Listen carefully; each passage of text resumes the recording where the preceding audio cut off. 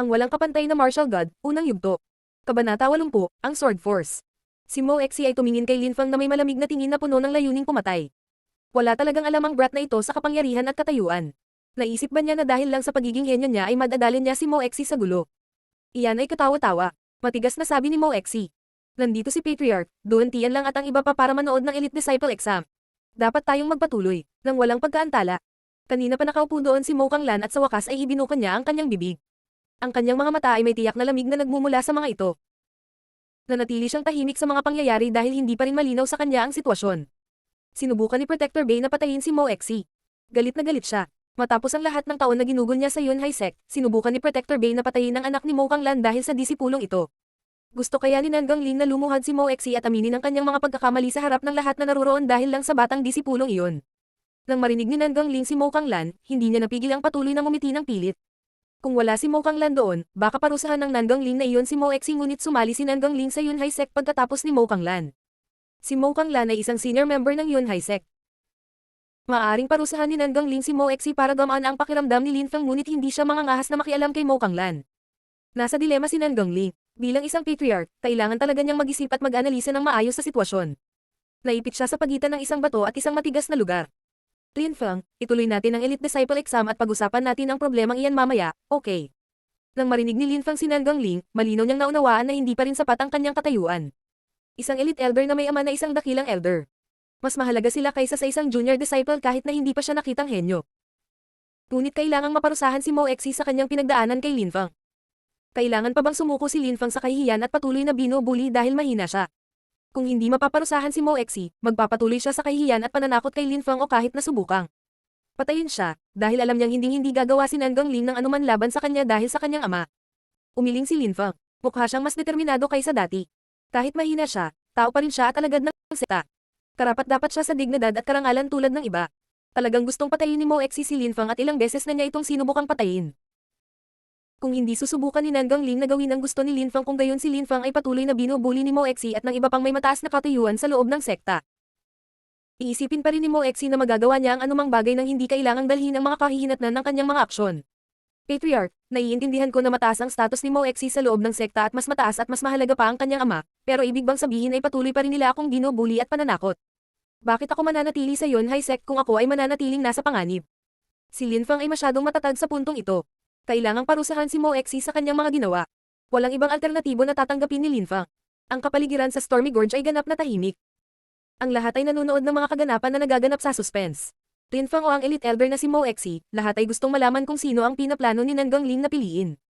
Gaano kitigas ang ulo. Maraming tao ang nakangiti ng pilit sa loob. Si Lin Fang ay naging matatag at determinado na si Nan Gangling ay kailangang magpasya noon at doon. Napakatigas ng ulo. Ito ay katawa-tawa.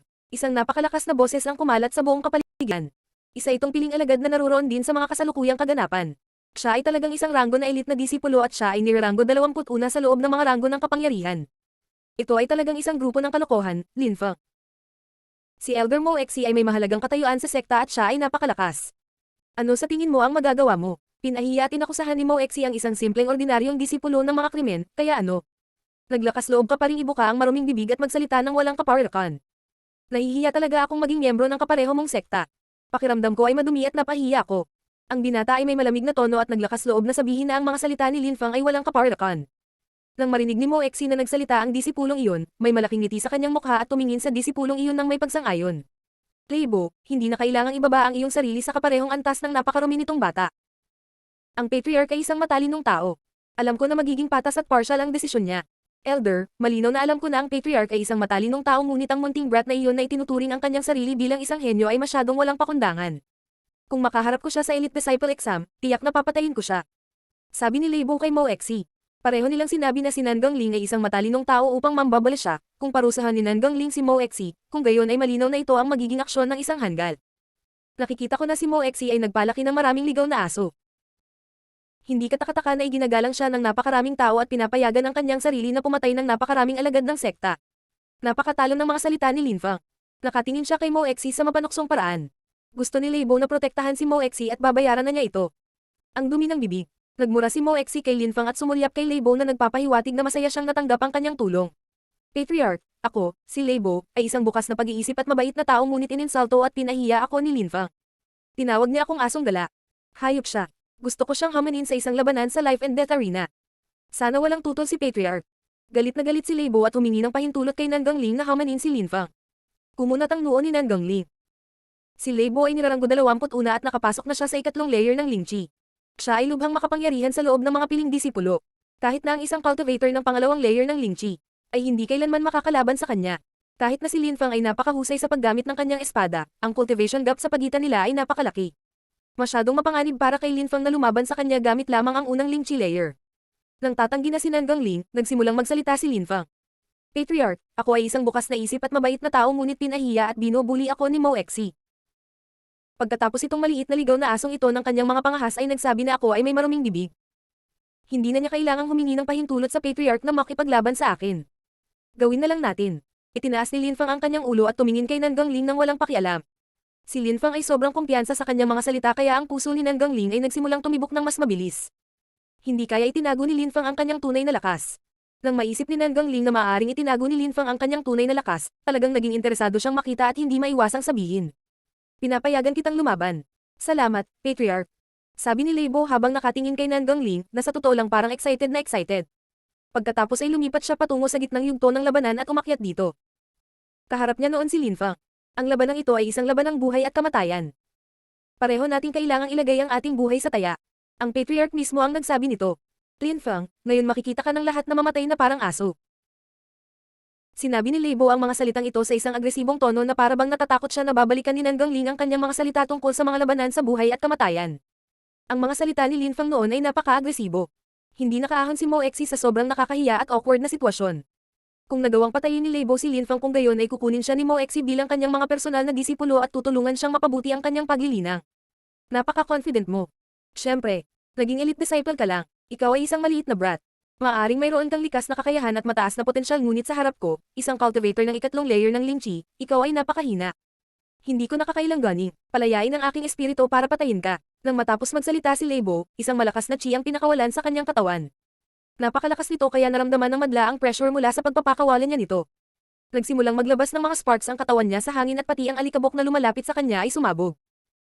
Habang gumagalaw siya ay umalangaw ang tunog ng kulog mula sa kanyang katawan.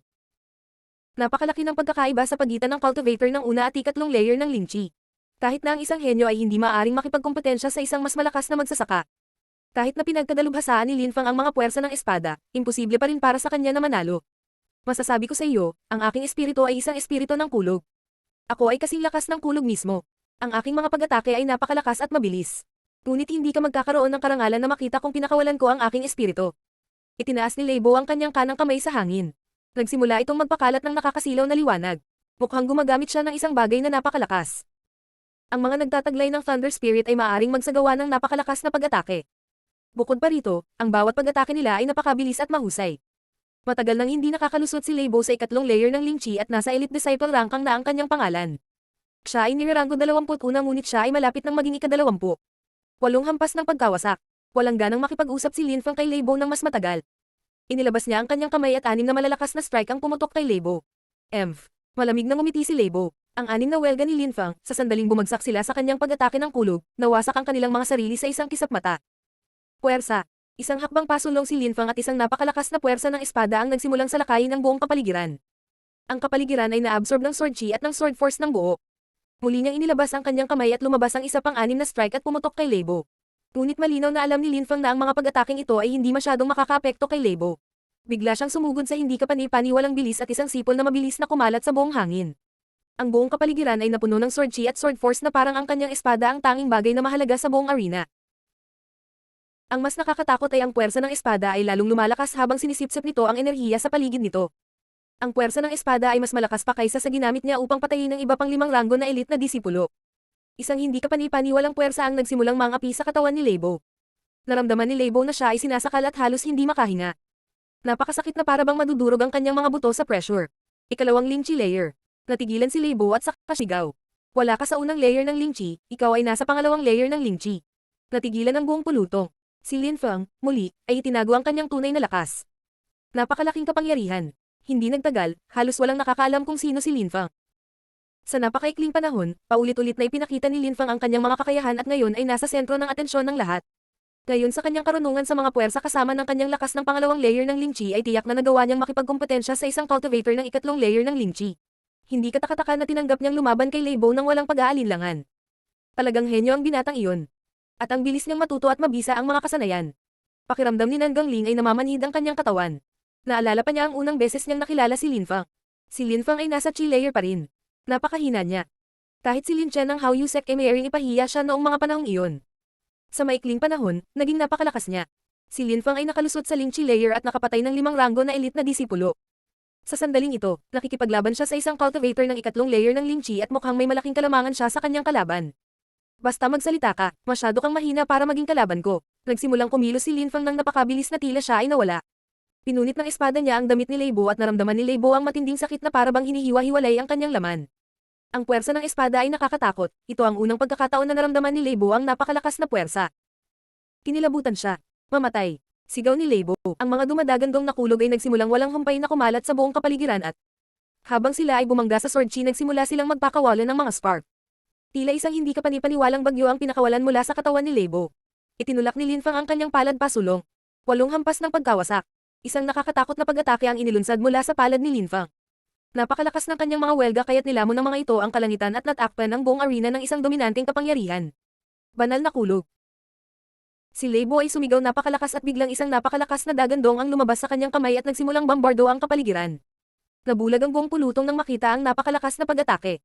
Tila walang katapusan ang nakamamatay na kapangyarihang nasa loob ng kidlat na iyon. Sa isang kisap mata, nawala ito habang humahampas sa 8 strike ni Lin Fang. Nagbubunot ng espada. Ang mga welga ni Lin Fang ay hindi pa ganap na nawawala at ang kanyang espada ay umaapaw na sa walang katapusang lakas ng espada. Ang sword unsheathing ay isang skill na nangangailangan ng sukdulang bilis. Kung mas mabilis ito, mas malakas ang kapangyarihan nito. Ito ay isang tunay na nakakatakot na pag-atake. Ang puwersa ng espada ni Lin Fang ay napakalakas habang tumusok ito sa kapaligiran at tinutupok ang lahat ng nasa daan nito. Banal na kulog ng puot. Si Lei Bo ay sumigaw ng napakalakas at tila ang kanyang buong katawan ay nagiging bagyo. Nakataas ang magkabilang kamay niya para hampasin ang atmosfera kasama ang lahat ng kapangyarihang nasa loob ng bagyo. Boom! Bumangga ang mga kulog sa sword chi at sa sword force. Isang nakakasilaw na liwanag ang bumulaga sa buong pulutong at isang nakakapasong init ang lumabas mula sa banggaan. Ang lakas ng shockwave ay napakalakas na nanunuot sa balat ng alagad at hindi man lang nila maimulat ang kanilang mga mata. Naramdaman ni Lei Bo ang hindi kapani-paniwalang matinding sakit na nagmula sa kanyang katawan. Hindi niya akalain na magiging ganito kalakas si Lin Fang. Ang kinatatakutan niya ay ang puwersa ng espada na nasa loob ng bawat atake niya ay lumalakas sa bawat pagkakataon. Ang espadang iyon ay napapaligiran ng hindi kapani-paniwalang dami ng puwersa ng espada. Hindi lang ito, humihina kundi lumakas din ito na nagbigay ng impresyon kay Lei Bo na babagsak na siya sa bigat ng puwersa ng espada. Ang walang kapantay na martial god, unang yugto. Kabanata 81. Purong kabaliwan umuungal na kulog. Sigaw ni Lin Fang. Pagkatapos ay itinutok niya ang kanyang espada kay Lei Bo. Ang puwersa ng espada na pinakawalan niya ay nagsimulang sumama sa dumadagandong na kulog. Sa kapaligiran. Ang kapaligiran ay kinakain ng napakalaking lakas ng pag-atake. Sa mga kamay ni Lin Fang, ang yellow level na pag-atake na iyon kasama ng sword force ay kasing lakas ng Zuan level skill. Pinuno ng Roaring Thunder ang kapaligiran ng hindi kapani-paniwalang puwersa ng pagsabog. Ang mga kamay ni Lei Bo ay nagpapakawala pa rin ng malakas na kulog na chi. Nagawa niyang harangan ang Roaring Thunder ni Lin Fang ngunit pinalipad siya pabalik habang umuungol sa sakit. Ang puwersa ng espada ni Lin Fang ay nagsimulang kumonsumong mas maraming enerhiya at mas lumakas. Suko na ako. Ayoko nang makipag-away. Sumigaw si Lei Bo ng napakalakas. Alam niyang hindi siya mananalo laban kay Lin Fang at higit pa doon, nasugatan na siya sa pagtatangkang harangin ng huling strike. Ang 21 ranggo na elite na disipulo, na nasa ikatlong layer ng Ling Chi, ay biglang gustong sumuko. Kapag nakikipaglaban kay Lin Fang, nagbuntong hininga ang karamihan. Si Lin Fang na nagpakita lamang ng kanyang kapangyarihan 3 araw na ang nakakaraan, tila hindi siya magagapi. Patuloy niyang ginulat ang mga tao sa kanyang hindi kapani-paniwalang lakas. Kung titingnan mo siya, parang nasa 15 na siya o kaka-16 pa lang. Ang mga tao ay sinusubukang hulaan kung gaano katanda si Lin Fang kumpara sa kanyang kakayahan sa pakikipaglaban. Mas lalo silang natulala kapag naiisip nila iyon. 16 na taong gulang pa rin siya at kayang talunin ng isang cultivator ng ikatlong layer ng Ling Chi na nasa elite disciple ranking. Paano naging posible iyon? Tao ba talaga siya? Huminto si Lin Fang sa paggalaw, ang kanyang manggas ay umaalog-alog sa simoy ng hangin, ngunit ang chi at ang puwersa ng espada na pumupuno sa kapaligiran ay nasa lahat ng dako at tulad ng dati. Nararamdaman pa rin ng katawan ni Lei Bo ang matinding pressure na dumudurog sa kanyang katawan kaya nahihirapan siyang huminga. Sumuko. Si Lin Fang ay may malamig na ngiti sa gilid ng kanyang bibig. Ito ay isang laban kung saan pareho nating inilagay ang ating buhay sa taya. Kung mabubuhay ako, mamamatay ka. At kung mamatay ako, mabubuhay ka. Tayo ay kapwa-disipulo ng Yunhai sect at hindi tayo napupuot sa isa't isa kaya bakit kailangan mo akong patayin? Sabi ni Leibo na umaasang mabago ang isip ni Linfang. Nakakatawa. Sa tingin mo mahuhulog ako niyan. Baka nakalimutan mo na ang sinabi mo bago ang laban na ito. Sabi mo pwede mo akong patayin kung kailan mo gusto. Sinabi mo pa na hindi mo na kailangan pang ilabas ang iyong espiritu para patayin ako. Nakalimutan mo na rin ba na ang labanang ito ay isang labanan kung saan buhay natin ang nakataya? Ikaw na mismo nagsabi. Kung ikaw ay mas malakas kaysa sa akin, sasabihin mo pa ba na tayo ay kapwa-alagad at hahayaan akong mabuhay? Naiinis si Linfang sa mga salita ni Leibo. Sa sobrang daling pagsasabi na sila ay kapwa-alagad at na hindi sila napupuot sa isa't isa pagkatapos ng lahat ng sinabi niya noon, kailangan niyang mabaliw. Linfang, napakalakas mo pero imposibleng patayin mo ako. Kahit matalo mo ako, kailangan mong pasanin ang kahihinatnan nito. Alam ni Leibo na hindi siya bibitawan ni Linfang kaya sinubukan niya itong pagbabantaan. Oh, ganoon ba? Panoorin mo ako. Ang mga mata ni Linfang ay biglang nagsimulang mapuno ng layunin ng pagpatay at isang ngiti ang lumitaw sa kanyang mukha. Ang kanyang espada ay naglabas ng mas maraming puwersa kasabay ng dumadagandong na kulog. Nagsimulang kuskusin ni Leibo ang kanyang mga mata dahil hindi siya makapaniwala sa kanyang nakikita. Hindi na niya makita si Linfang. Sa halip na si Linfang, isang malaking espada lang ang nasa harapan niya. Ang espadang iyon ay kumikinang at kasama ng napakaliwanag na liwanag ay isang madilim na ulap. Sa madilim na ulap na iyon, napakaraming ilaw ang kumikinang na si Leibo ay nagkaroon ng impresyon na 1,000,000 espada ang nagtatago sa loob nito. Ang itim na ulap ay nagsimulang gumalaw sa kanyang direksyon. Kumalat sa buong kapaligiran ang napakalakas na tunog ng kulog. Sumigaw si Leibo ng napakalakas. Mas malakas at matinding kulog ang lumabas sa kanyang katawan. Ang kanyang katawan ay nababalutan ng isang chi na madilaw-dilaw na asul, naglalaman ito ng kapangyarihan ng kulog at kidlat. Nang makita nila ang liwanag na nakapalibot kay Leibo ay nagulat ang mga tao. Ano ang eksaktong ginagawa ni Leibo? Ang espada ni Linfang ay mas angkop sa labanan. Hindi na niya kailangan gumamit ng sobrang lakas para makapagsagawa ng malalakas na pag-atake at magagamit niya rin ito para sa protection. Nagbigay ito ng impresyon na si Linfang ay parang isang napakatibay na bundok. Hindi naiintindihan ng karamihan ang nangyayari. Hindi nakikita ng karamihan ng especially Adani Linfang tulad ng ginawa ni Leibo. Sa mga mata ni Leibo, mayroong 1,000,000 espada na ang mga ilaw ay nakasisilaw at nagtatangkang pumatay sa kanya. Ang mga ilaw ng espada ay nagninangning sa lahat ng dako sa loob ng itim na ulap at maaaring kitilin ang kanyang buhay anumang oras. Ito na ang wakas para sa iyo. Sabi ni Linfang sa malamig na boses na ikinagulat ng buong pulutong. Sword of Nirvana ginawa ng Sword of Nirvana na ang kanyang espada ay naging isang nakamamatay na espada. Bawat welga ay kukuha ng buhay at ang kapangyarihan nito ay lumabag sa langit. Ang kanyang espada ay bumaba mula sa langit mismo patungo kay Leibo. Tila ang kanyang espada ang tumagos sa langit mismo. Mula sa malayo ay makikita na may butas na nabutas sa mga ulap at nabutas sa langit. Tila wawasak ng kanyang espada ang buong universo kung tatayo ito laban sa kanya. Tapos na ang strike na ito. Tapos na si Leibo. Ang buong pulutong ay blanko na nakatingin sa kamanghamanghang mystical sword na iyon. Ang milyon-milyong espada at pati na rin ang itim na ulap ay nawala sa paningin ni Leibo ngunit ang kanyang mukha ay nagpakita na siya ay nawalan na ng pag-asa dahil may nakakatakot na liwanag na patuloy na gumagalaw patungo sa kanya. Malamang ito na ang huling liwanag na makikita niya sa buhay niya. Huwag. Umalangaw ang sigaw ni Leibo saan man sa Stormy Gorge ngunit hindi makagalaw ang kanyang katawan. Nakatayo pa rin siya sa stage na hindi gumagalaw. Pagkatapos ng tila walang hanggan, isang manipis na marka ang lumitaw sa pagitan ng kanyang mga kilay. Ito ay isang manipis na marka ng dugo na dahan-daang nagsimulang bumuhos ng dugo. Ang kanyang katawan ay nahulog ng husto sa fighting stage sa loob ng Life and Death Arena. Iyan ang tungkol sa Life and Death Arena. Buhay at kamatayan. Namatay ba siya? Napatay ang 21 ranggo na elite na disipulo na may Thunder Spirit. Gusto ni Leibo na protektahan si Mo Exi. Gusto niyang patayin si Linfang at makuha ang pabor ng Elders. Hindi niya, akalain na siya ang magiging stepping stone ni Linfang. Sa sandaling iyon, lihim na natakot ang patriarch na si Linfang ay magsisimula ng kanyang verbal assault kung saan siya tumigil. Kahit na ang Elite Disciple Exam ay tungkol sa pakikipaglaban, hindi gaanong mga disipulo ang lumahok dito. Ang ganitong uri ng kaganapan ay hindi pa naganap sa kasaysayan ng Elite Disciple Exam ng Yunhai Sect. Gayunpaman, ito ay isang lubos na nakapagpapaliwanag na kaganapan at maraming mga disipulo ang napilitang tumingin ng malalim sa kanilang mga aksyon hanggang ngayon. Wala ni isang tao ang nagsisi na panoorin ang mga kaganapang ito. Napagtanto ng karamihan ng Yunhai Sect na nasasaksihan nila ang pagbangon ng isang walang katulad na henyo. Gusto ko ang batang iyon. Ang mga mata ni Duan Tian lang ay kumikinang. Mabilis niyang sinulyapan si Duan Han. Ang mga kakayahan at kapangyarihan ni Linfang ay higit na mataas kaysa sa kanyang anak, kung saan siya ay lubos na ipinagmamalaki. Kung hindi siya sasama sa akin, sisiguraduhin kong mamamatay siya ngayon. Hindi ako papayag na bumangon siya o hahayaan siyang maging mas makapangyarihan. Maaari siyang maging isang napakalaking balakid. Ang patriarch ng Haoyu Sect, Xu Qing, gayon din si Binghan ng Ice and Snow Mountain Village ay ganoon din ang iniisip. Kung patuloy na nagiging mas makapangyarihan si Linfang, tiyak na magiging isa siya sa 8 matataas na opisyal. Hindi maintindihan ni Linfang ang lahat ng iniisip ng mga taong ito. Hindi siya kasing lakas ni Mo Exi. Hindi niya nagawang patayin si Mo Exi ngunit tiyak na gusto niyang ipaunawa sa kanya na hindi niya kayang i-bully at bantaan siya ayon sa gusto niya. Dahil hindi pa niya naipapakita ang lahat ng kanyang kakayahan sa ngayon, hindi siya nakilala ng sekta. Pagkatapos ay kailangan lang niyang ipakita sa kanila ang higit pa. Hawak ang kanyang malambot na espada sa kamay habang ang kanyang mga robe ay umiindayog sa hangin, dahan-dahang nilainggan ni Linfang ang Stormy Gorge. Mo Exi, dahil siya ay isang elder, naglakas loob siyang kumilos ng walang prinsipyo. Naglakas loob siyang subukan at patayin ng mga alagad sa malamig na dugo. Siya ang kahihiyan at kahihiyan ng Yunhai Sect. Ang lakas ko ngayon ay hindi ako kayang patayin ng hamak na iyon ng sekta. Ang gusto ko ay mapatalsak ang mabulok na iyon sa sekta. Ang buong pulutong ay natigilan, namangha, natulala. Si Linfang ay may ligaw na ambisyon. Bigla niyang gustong mapatalsik si Mo Exi sa sekta. Iyon ay halos imposible. Kung si Mo Exi ay pinatalsik sa sekta, si Mo Kanglan ay tuluyang mawawalan ng mukha. Baliw talaga ang lalaking iyon. Nakatingin si Liu Fei kay Linfang. Hindi siya nakaimik. Hindi rin niya matiis si Mo Exi ngunit hindi niya naisip na subukang paalisan siya sa sekta, kahit sa panaginip niya. Imposible para sa isang elite na disipulo na mapatalsik ang isang elite na elder mula sa sekta, ngunit hindi nagtipid si Linfang sa anumang pagsisikap sa kanyang pagtatangka na alisin si Mo Exi. Si Mo Exi, na nakaupo sa view platform ay mukhang namumutla. Sa kanyang mga mata, ang isang alagad lamang ay mas mababa sa isang bug sa kanya. Hindi man lang sila nag-e-exist sa kanyang paningin at biglang, may isang disipulo sa fighting stage ng life and death arena na inaakusahan siya ng iba't ibang bagay at tinatawag siyang kahihiyan at hamak ng sekta, at higit pa doon, gusto niyang mapatalsik siya sa sekta.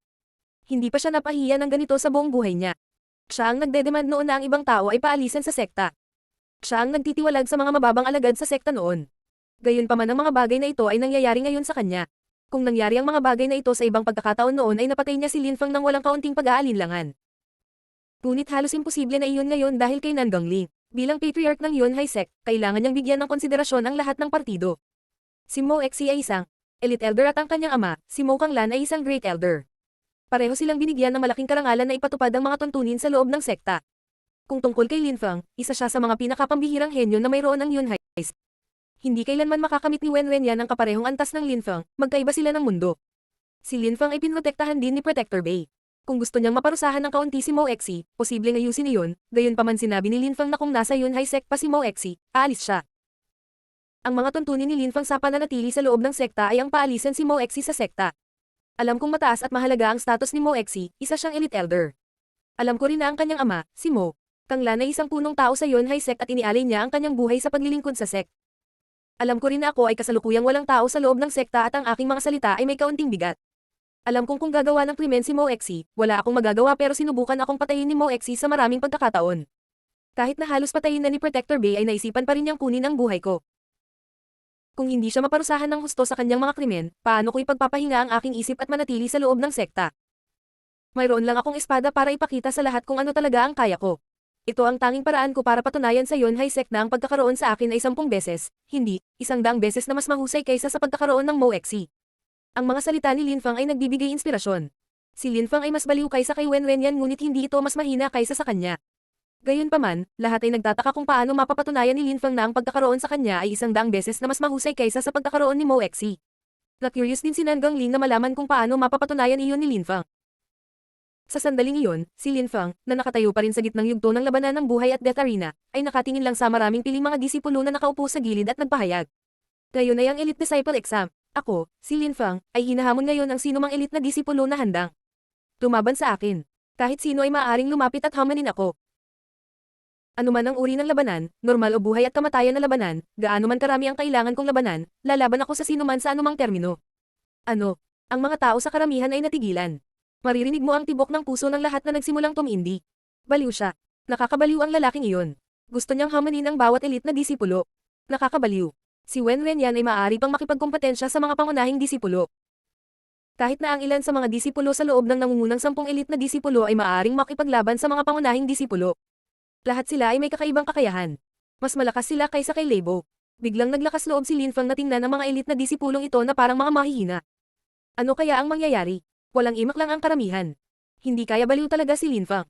Nawala ba siya sa isip matapos talunin si Leibo? Ngunit kung nagawa niyang talunin ang sinuman sa mga elite na disipulo, hindi ba talaga niya mapapatunayan sa Yunhai Sect na ang pagkakaroon sa kanya ay mas mabuti kaysa pagkakaroon ng Mo Exi? Kung kaya niyang talunin ang sinumang elite na disipulo sa ilalim ng kanilang sariling mga termino, hindi ba't higit pa sa 100 beses ang halaga ni Mo Exi? Ang bastos na ito. Ang nakamamanghang mga mata ni Liu Fei ay nakadilat. Masyadong baliw si Linfang.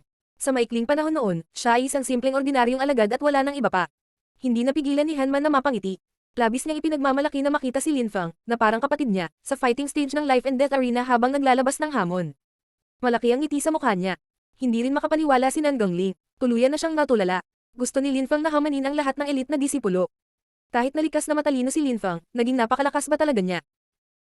Sa katunayan, sa natatandaan ko, hindi niya ginagamit ang kanyang espiritu. Biglang namulat si Nan Gongling na pagtanto niya na hindi pa niya nakitang pinakawalan ni Linfang ang kanyang espiritu. Labis siyang na-curious at nasasabik siyang malaman kung ano ang espiritu ni Linfang. Isinasaalang-alang na napag-aralan na niya ang mga kasanayan sa espada at puwersa ng espada, maaaring mayroon siyang espiritu ng espada. Kung mayroon siyang sword spirit, malamang na magagawa niyang mas makapangyarihan ang kanyang sword force. Ang walang kapantay na martial god, unang yugto. Kabanata 82, ang pagbangon ng isang henyo. Sa kasalukuyan ay may ilang piling disipulo na ang mga mata ay kumikinang, lalo na ang 20 na sa tuktok in Grango. Itinuring nilang lahat ang kanilang sarili bilang mga henyo. Sila ay mayabang at mapagmataas. Tunit si Linfang, na nasa fighting stage ng life and death arena ay naglakas loob na magsalita ng mapagmataas na kalokohan at hamanin ang bawat elite na disipulo na makipaglaban sa kanya. Tunit marami sa kanila ang nag-aalala tungkol sa kung gaano talaga kalakas si Linfang, lalo na ang mga malapit kay Leibo sa mga rangkang. Napakalakas ni Linfang kaya nagawa niyang patayin si Leibo at pinagbantaan pa silang lahat sa sandaling iyon. Ang higit na ikinabahala sa kanila ay marami sa mga henyong ito ang nakapansin na si Linfang ay hindi man lang pinakawalan ng kanyang espiritu. Kung mayroon siyang sword spirit, ang kanyang lakas ay malamang na napakapangit. Tiyak na nakakatakot at hindi kapani-paniwalang delikado ang tumapak sa parehong entablado na gaya niya. Walang nang ahas na tumugon kay Linfang dahil marami ang malalim ang iniisip. Ang kapaligiran ay nalunod sa ganap na katahimikan. Ang katahimikang iyon ay ilang beses na binasag ng ilan sa sword chi na nagmula sa katawan ni Linfang na napunit sa hangin. Wenren yan, tinawag mo akong basura, walang tao at sinabi mong madali mo akong patayin. Kailangan ko bang bumaba at magmakaawa na patayin mo ako? Ngayong may pagkakataon kang patayin ako, ano pa ang hinihintay mo? Kasalukuyan ka bang hindi natatakot humamon tulad ng mga tinawag mong walang kwenta noon? Nakatingin si Linfang kay Wenren. Nang marinig ng lahat ang kanyang kalmadong boses habang naglalaway siya ng insulto sa mukha ni Wenren, lahat sila ay natulala. Si Linfang ay talagang isang taong patuloy na nagulat. Bigla siyang naglakas loob na hamanin ang pinakamataas na ranggo ng lahat ng elite na disipulo. Si Wenren ay nasa tuktok ng ikatlong layer ng Lingchi. Kahit na si Leibo ay nasa parehong Lingchi layer, walang maglalakas loob na ikumpara sina Leibo at Wenren. Wala silang pagkakatulad. Ang mga cultivator ng parehong layer ng Lingchi ay hindi kinakailangang maihambing. Halimbawa, si Linfang ay nasa pangalawang layer ng Lingchi ngunit maaaring talunin at patayin si Leibo na nasa ikatlong layer ng Lingchi. Ang mga kasanayang isinagawa at karanasan sa labanan ay gumanap ng isang napakahalagang papel anuman ang naabot na layer. Si Wenren ay katulad ng Linfang. Nakapasok na siya sa ikatlong layer ng Lingchi ngunit maraming mga pangunahing disipulo ng ikaapat na layer ng Lingchi ay hindi nang ahas na pukawin siya. Sobrang pagpapahalaga mo sa iyong mga kakayahan. Dahil lang sa pinatay mo si Leibo ay hindi ibig sabihin na makakalaban mo ako. Walang-wala si Leibo kung ikukumpara sa akin. Sa aking paningin, si Leibo ay kapareho mo, isang basura, walang tao. Si Wenren ay nakatingin kay Linfang na may mga mata na puno ng pang-aalipusta. Hindi mahina si Linfang ngunit ang paghamon kay Wenren ay parang nagpapakamatay. Ang lakas ay lakas. Sa mga mata ni Wenren, si Linfang ay isang mahinang basura. Ang daming sinasabi, dahil ba gusto mong magpakitang gilas sa harap ng lahat? Hindi maintindihan ni Linfang kung ano ang eksaktong ibig sabihin ni Wenren. Pagkatapos ay dinagdag ni Linfang, hindi mo kailangang maging ganyan. Dahil napakalakas mo at itinuturing mo akong isang basura, bilang isang walang tao, umakyat ka na lang sa entablado ng pakikipaglaban. Ipakita sa lahat kung gaano kakalakas at patayin mo ako. Ipakita sa lahat ang iyong tunay na kapangyarihan. Ang mga aksyon ay palaging magiging mas mahusay kaysa sa drivel mula sa iyong bibig. Lahat ay maniniwala sa iyo kapag dumating ka sa yugto ng pakikipaglaban at patunayan ang iyong mga salita o maaari kang magpatuloy na magtago doon at magsalita ng malaki. Lahat ay maaaring magsalita ng malaki. Tinawag din ako ni Leibo ng basura bago ko siya pinatay. Sabi niya mas malakas siya sa akin.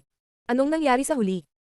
Diretso ang mga salita ni Linfang at malinaw na pinupukaw niya si Wenren ngunit ang sinasabi niya ay totoo. Kahit sino ay maaaring magsalita ng malaki ngunit ito ay mahalaga lamang kung ang iyong mga aksyon ay maaaring patunayan ng iyong sinasabi. Kung umakyat si Wenren sa fighting stage ng life and death arena, makakamit niya ang walang katapusang kaluwalhatian. Siya ay ituring na isang kamanghamanghang talento ng lahat sa sekta. Ngunit hindi niya ito ginagawa. Hindi lamang siya umakyat sa entablado ng labanan ngunit patuloy siyang nagsasalita at ipinagyayabang kung gaano siya hanganga. Sa kanyang mga mata, si Linfang ay isa lamang walang tao, isang insekto na maaari niyang durugan anumang oras. Dahil maaaring durugan si Linfang anumang oras, bakit kailangan niyang lumaban? Ang pakikipag-usap at pagpapahiya kay Linfang ay sapat na ngunit sapat na ba iyon para ituring na isang malakas na cultivator? Napatingin si Wenren sa mga taong nakatayo sa tabi niya na mukhang mayabang pa rin gaya ng dati. Humayo kayo at patayin siya. Ibibigay ko sa iyo ang kaluwalhatian ng pagpatay sa kanya. Ang mga mata ng maraming tao ay kumikinang na may layuning pumatay nang marinig nila si Wen Renyan. Si Wen Renyan ay itinuturing na isang mahusay na cultivator ng lahat. Ang kaluwalhatian para sa pagpatay sa kanya. Alam nilang lahat kung ano ang ibig sabihin nito. Si Wen Renyan ay nagkaroon ng maraming profound pills. Mayroong isang malalim na tableta na mayroon siya sa kasaganaan. Isang uri ng tableta na may nakamamatay na puwersa ng pang-akit. Papatayin ko siya, sabi ng isang silhouette habang papunta sa fighting stage. Ito ay isang binata na may edad na 17, hindi mas matanda sa 18. Matalim ang kanyang tingin na parang punyal. Mukha siyang napaka-brutal na kalikasan. Tong Shou, ang master ng blade. Siya pala, nasa problema si Lin Fang. Ang batang disipulo ay lumabas mula sa karamihan. Nang si Tu Fu ay naging isang pangunahing disipulo, mayroong dalawang lubhang iginagalang at malalakas na piling disipulo. Sina Wen Renyan at Tong Shou. Kahit na si Tong Shou ay nasa ika-6 na ranggo sa Elite Disciple rangkang, walang sino man ang nag-alinlangan sa katotohanan si Tong Shou ay mas malakas kaysa sa 4 na iba pa na nasa itaas niya sa rangkang. Iyon ay dahil ang espiritu ni Tong Shou ay isang Blade Spirit.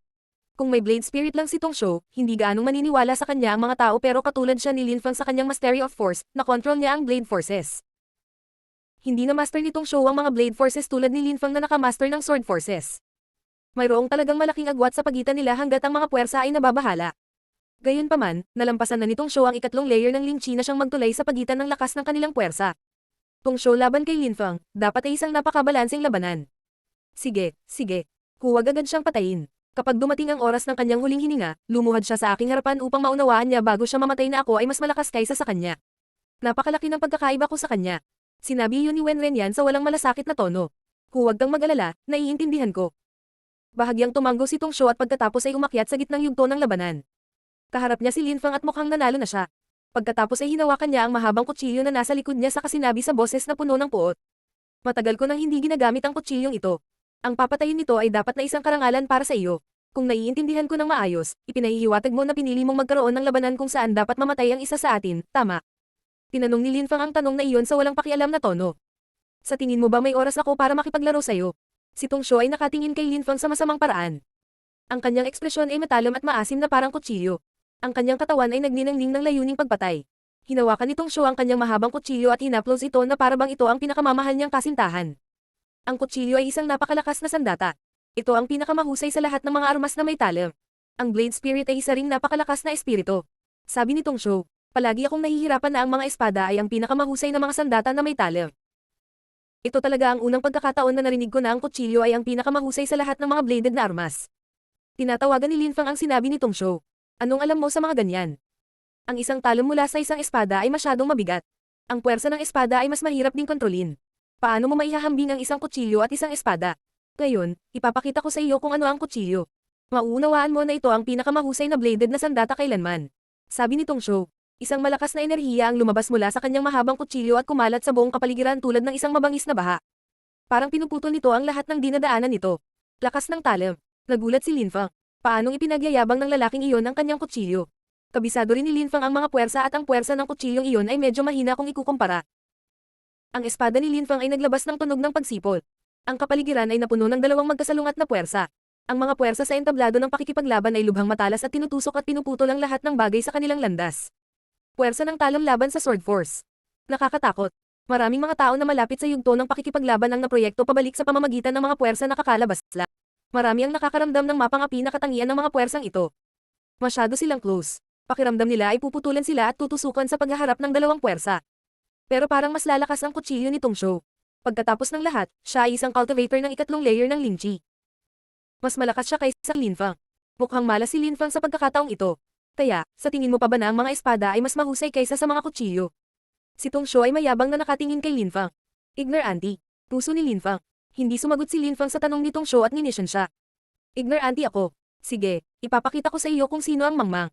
Nang matapos magsalita si Tong Shou, mas lumakas at lumakas ang puwersang binitawan ng kanyang kutsilyo. Tila ba sakupan nito ang puwersa ng espada at chi, celestial na espiritu, isip ni Lin Fang. Inilabas ni Lin Fang ang kanyang espiritu ngunit walang sinabi. Nagsimulang magbago ang lahat sa paligid niya tungo sa isang mundo ng kadiliman. Ang buong mundo ay natakpan na ngayon ng ganap na kadiliman. Naging omniscient siya. Nararamdaman ang bawat piraso ng puwersa ng talam at puwersa ng espada sa paligid niya. Alam niya kung saan matatagpuan ang bawat particle ng enerhiya at kung paano sila gumagalaw sa kapaligiran. Ang mga mata ni Lin Fang ay naging ganap na itim. Para silang black hole. Ang kutsilyo ay ang pinakamahusay na bladed na sandata. Ito ay masyadong makapangyarihan. Ang isang espada ay hindi maihahambing sa gayong kahangahangang sandata. Isang hakbang pasulong si Tong Shou at biglang nagbago ang kulay ng kapaligiran. Napuno ito ng nakakakilabot na puwersa ng talon mula sa kanyang kutsilyo. Lumipat si Tong Shou patungo kay Lin Fang at mukhang hindi siya magagapi. Isang hindi kapanipaniwalang malakas na lakas ang tila bumagsak mula sa langit papunta sa katawan ni Lin Fang at pagkatapos ay nagsimulang mangapi kay Lin Fang. Laceration. Sumigaw si Tong Shou ng napakalakas habang tinutusok niya ang kanyang kutsilyo. Tila kahit ang langit ay hindi napigilan ang sarili na masugatan. Si Lin Fang ay mukhang kalmado at tahimik. Nanatili siyang walang takot habang nakatayo doon. Tila tuluyan niyang binaliwala ang kapangyarihan ng kutsilyo ni Tong Shou. Ang kumikinang na liwanag ng kanyang espada ay nagsimulang tumaas sa hangin patungo sa kapaligiran kung saan ang puwersa ng talon ni Tong Shou ang pinakamahina. Boom! Tumibok ang puso ni Nan Gongli. Ang kutsilyo ni Tong Shou ay parang mainit na kutsilyo na tumatagos sa mantikilya. Kasing bilis ng kidlat ang atake nito. Ang puwersa ng espada ni Lin Fang ay patuloy na tinatanggol ng puwersang nasa loob ng kutsilyo. Tila maaaring masugatan ang katawan ni Lin Fang anumang segundo. Sa halip na umiwas, ginamit ni Lin Fang ang kanyang espada sa pag-counterattack. Bakit? Kahit na magagamit ni Lin Fang ang kanyang espada sa napakahusay na paraan, ang puwersa ng kanyang espada ay hindi kasing lakas ng talon ni Tong Shou. Kung maaalis ni Lin Fang ang puwersa ng talon ni Tong Shou, malamang na walang magiging problema ngunit tila imposible iyon. Kung hindi naiwasan ni Lin Fang ang mga pag-atake, ang katawan ni Lin Fang ay mahahati sa dalawa. Sa napakaikling panahon na iyon, si Nan Gongling ay nagkaroon ng 1,000,000 kaisipan na dumadaloy sa kanyang isipan. Ang batang disipulong iyon na tiyak na makakabangon balang araw.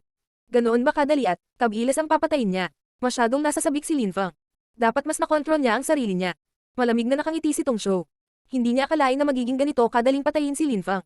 Anong alternatibo ang naroon? Inilagay ni Lin Fang ang kanyang sarili sa ganitong sitwasyon. Kung alam ni Lin Feng ng mas maaga, hindi niya sasabihin na ang puwersa ng talon ay mas mahina kaysa sa puwersa ng espada. At saka, hindi ba't mas mabilis ang kutsilyo kaysa sa espada? Ignorante. Nakita na ni Tong Shou ang katawan ni Lin Fang na nahati sa dalawa. Ini-imagine na rin ng karamihan. Lahat ay tumigil sa paghinga. Walang imak silang nakatitig sa entablado ng labanan at may impresyon na walang nakalagay dito kundi isang kutsilyo at espada. Sa wakas, nawala ang nakamamatay na liwanag ng kutsilyo. Parang huminto ang oras.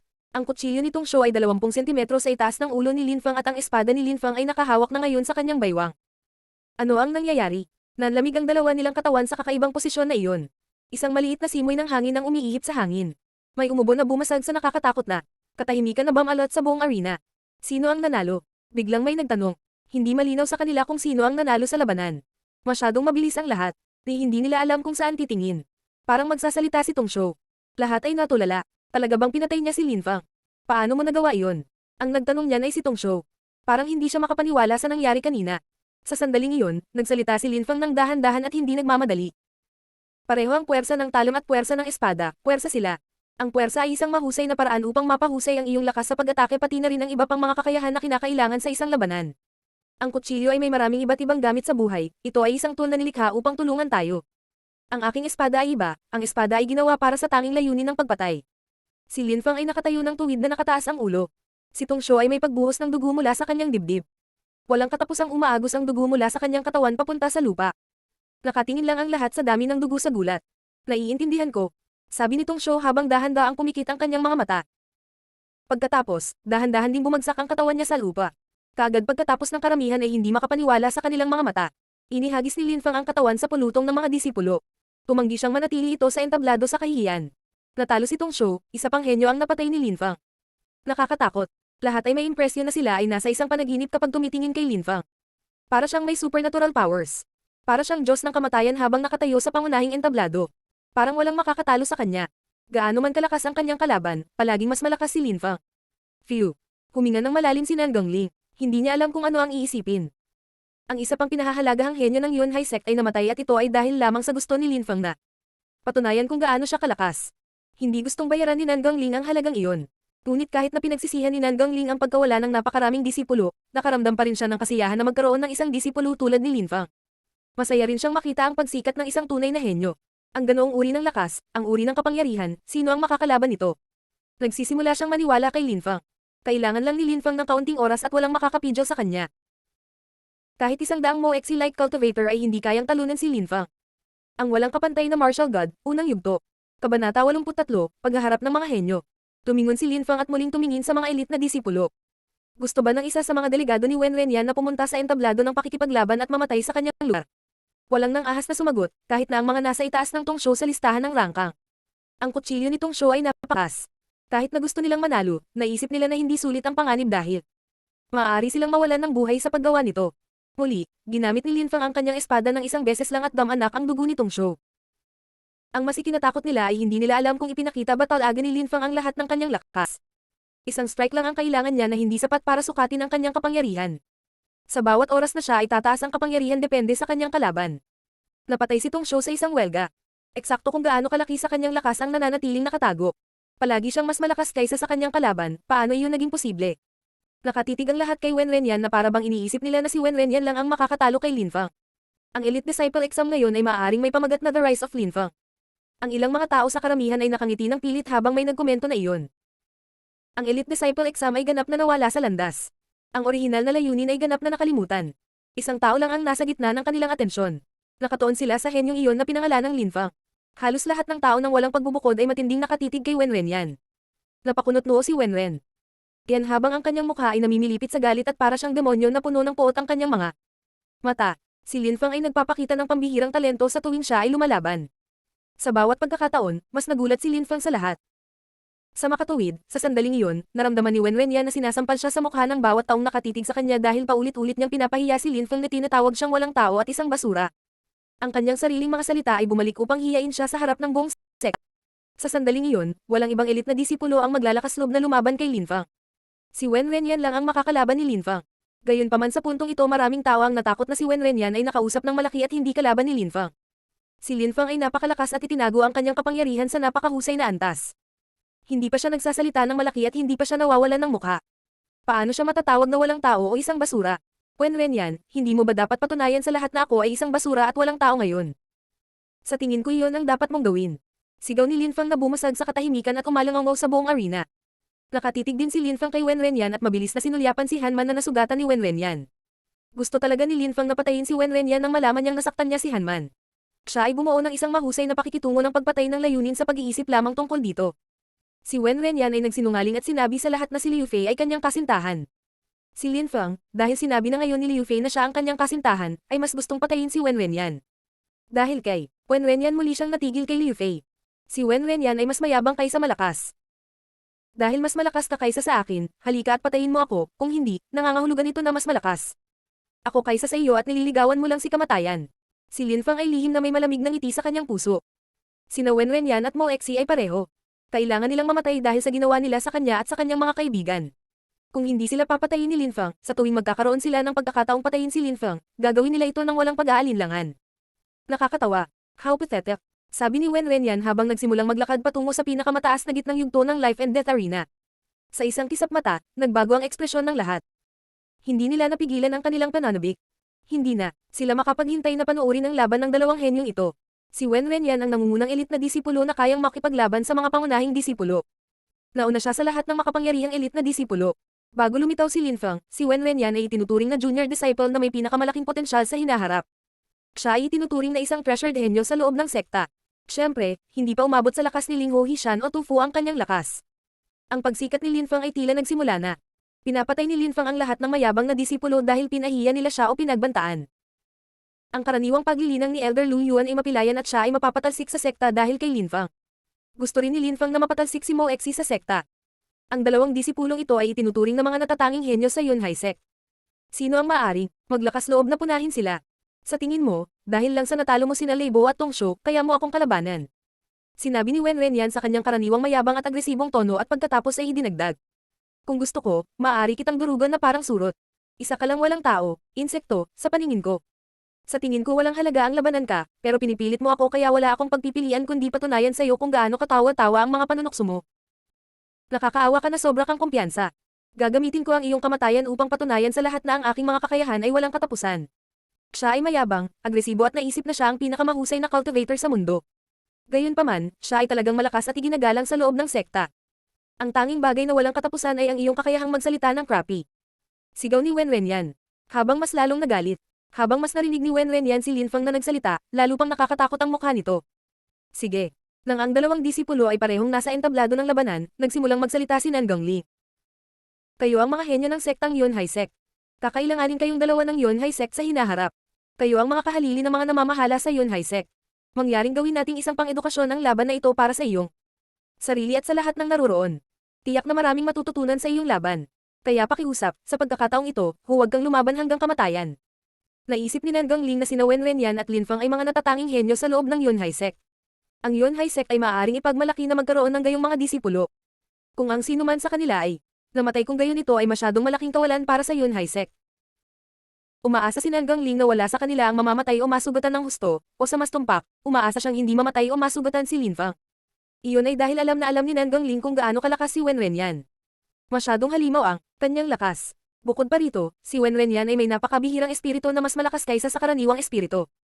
Patriarch, paulit-ulit akong pinupukaw ng basurang iyon. Paanong hindi ko siya masusuklam ng husto dahil doon? Ito ang magiging libingan niya. Sabi ni Wen Renyan. Hindi nagawang kumbansihin ni Nan Gangling si Wen Renyan. Talagang gustong patayin ni Nan Renyan si Lin Feng. Kung hindi niya gagawin, hindi niya mapapatunayan sa lahat na siya ang tunay na henyo ng Yunhai Sect. Si Lin Feng ay isa lamang walang tao at hindi may kukumpara sa makapangyarihang Wen Renyan. Ito ang kasalukuyang proseso ni Wen Renyan. Lin Feng, mangyaring iwasan ang laban na ito. Hindi napigilan ni Nan Gangling na magmakaawa kay Lin Feng na huwag lumaban. Bahagyang nakangiti si Lin Feng at sinabi, habang nakatingin kay Nan Gangling.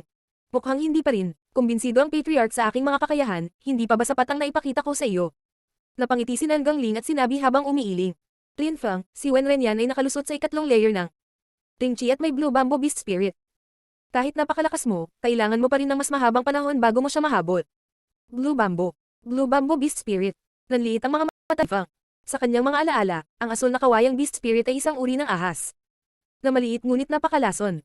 Mayroon itong asul na mga mata at kasing bilis ng liwanag. Bukod, ito ay may kakayahang umiwas sa mga pag-atake ng napakahusay. Nakakakilabot ang kapangyarihan nito at ang pagbanggit pa lang nito ay natakot na ang maraming tao. Kaya pala nakakatakot ang mga mata niya kapag galit. Minsan, parang asul sila. Galing iyon sa kanyang Beast Spirit. Iniisip ni Lin Feng ang nakakatakot na asul na mga mata ni Wen Renyan. Mukha talaga silang ahas at hindi komportable ang mga tao kapag nakatingin sa kanila. Ngunit matatalo kaya si Lin Feng dahil si Wen Renyan ay may Blue Bamboo Beast Spirit. Patriarch, huwag kang magpataw ng mga paghihigpit sa kanila. Paulit-ulit na pinapahiya ng munting brat na yan. Ang alagad ko, dapat mamatay na siya. Kung hindi siya mamamatay ay masisiraan ako ng mukha. Huwag silang ilagay sa ilalim ng anumang mga paghihigpit sa laban na ito. Sa sandaling iyon, isang malamig at mataas na boses ang kumalat sa kapaligiran. Isang babae ang nasa tuktok ng bangin. Tawag niya habang dahan-daang bumababa sa bangin.